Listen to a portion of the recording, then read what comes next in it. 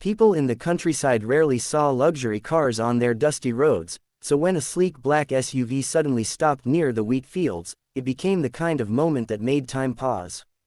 Inside sat a woman who looked like she belonged to another world, diamond earrings, expensive coat, perfectly styled hair. But right now, none of that mattered, because panic was filling her eyes as she stared at the smoke rising from her car.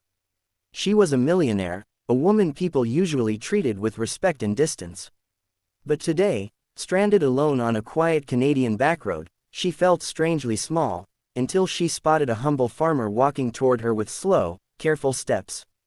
Her name was Clara, his was Jacob. He lived in a small farmhouse nearby with more worries than he ever admitted, late bills, aging equipment, and a harvest that didn't look promising. But seeing a stranger in need triggered something in him that had nothing to do with money or status. He simply asked, "Are you all right, ma'am?" Clara tried to hide her embarrassment. She wasn't used to asking anyone for help, especially not someone who looked like he struggled to make ends meet. But the smoke grew thicker, and she whispered, "My car, it died. I don't know what to do." Jacob didn't lecture her. He didn't ask who she was or why someone so wealthy was driving alone through rural Canada.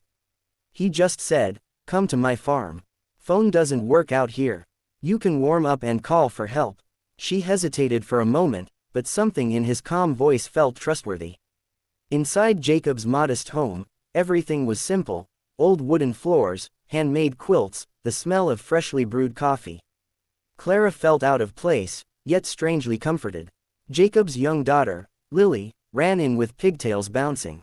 When she saw Clara's expensive coat, she whispered, "Daddy, is she famous?" Clara laughed, a real laugh she hadn't felt in months.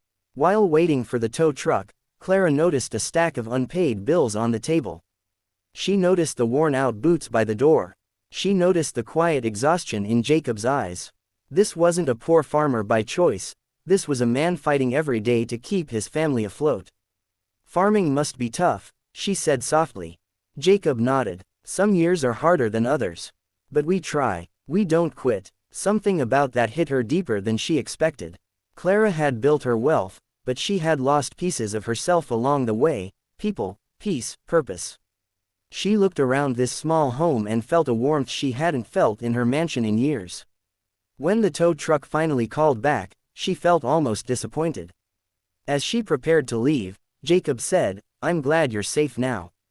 He didn't ask for money. He didn't ask for anything. He just offered kindness without expecting a reward. That night, as Clara returned to her world of polished floors and perfect silence, she couldn't stop thinking about the farmer and his little girl laughing in a kitchen that felt alive. She realized something important. A person could be rich in money but poor in heart, or poor in money yet rich in love.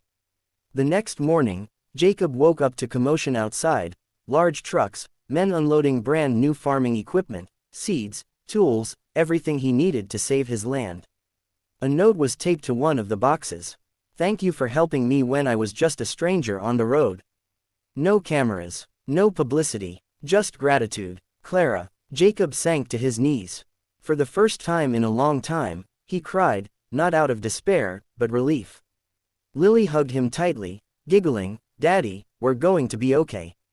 And miles away, Clara sat by her window, feeling something she hadn't felt in years: peace.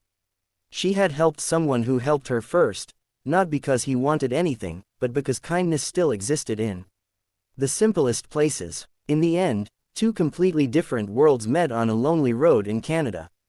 One full of money but missing meaning. One full of struggle but overflowing with heart. And from that one unexpected moment, both lives changed, quietly, beautifully, and forever.